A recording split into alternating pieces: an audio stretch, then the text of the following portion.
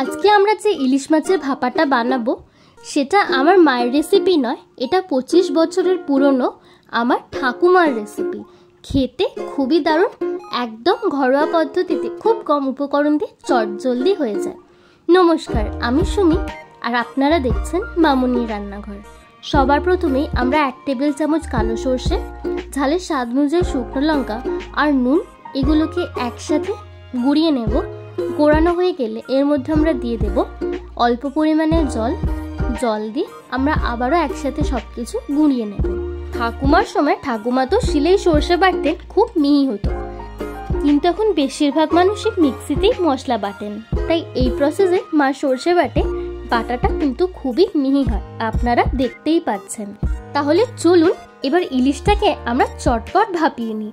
এখানে আমরা নিয়ে নিয়েছি 5 টুকরো ইলিশ, তার মধ্যে আমরা দিয়ে দিলাম পরিমাণ মতো হলুদ গুঁড়ো, স্বাদ মতো নুন, আর রেডি করে রাখা আমাদের ভাপার পেস্টটা আমরা এর মধ্যে দিয়ে দেবো। আর ইলিশ মাছটাকে ভাপানোর জন্য আমরা একটা এয়ারটাইট স্টিলের কৌটো নিয়ে নিয়েছি। ভাপানোর যে মশলাটা ছিল সেই মশলাটার বাটিটা ধুয়ে আমরা অল্প পরিমাণে জল দিয়ে দিলাম। আর এখানে ঝাঁঝের জন্য আমরা দিয়ে দিচ্ছি সর্ষের তেল, ফ্লেভারের জন্য দিয়ে দেবো কাঁচা লঙ্কা আর ধনেপাতা কুচি। সব কিছু মিশিয়ে একসাথে ভালো করে টাইট করে ঢাকনাটাকে আটকে ভাপানোর জন্য বসিয়ে দিলেই ব্যাস এই টেস্টি ইলিশ মাছের ভাপা একদম রেডি। মাছটাকে আমরা সিল করে ভাপানোর জন্য বসিয়ে দেব। লো টু মিডিয়াম আছে আমরা মাছটাকে বসিয়ে দিচ্ছি ভাপানোর জন্য।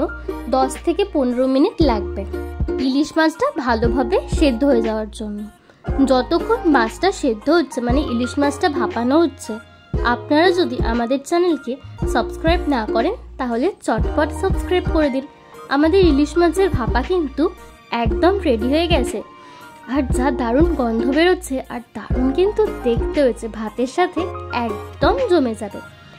আমরা মাছগুলোকে ভালো করে উল্টে পাল্টে মিশিয়ে নিচ্ছি গ্রেভির সাথে, যাতে পুরোটা খুব জুসি লাগে। আপনাদের কি দেখে লোভ লাগছে? যদি লোভ লাগে তাহলে চটপট বানিয়ে ফেলুন।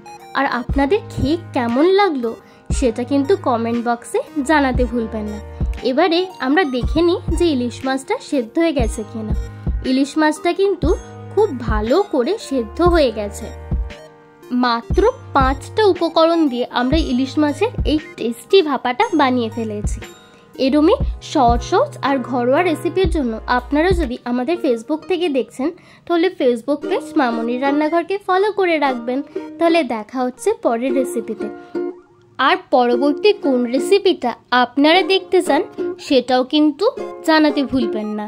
যদি ভালো লাগে তাহলে অবশ্যই কিন্তু এই রেসিপিটা ট্রাই করবেন, খুব ভালো লাগবে খেতে।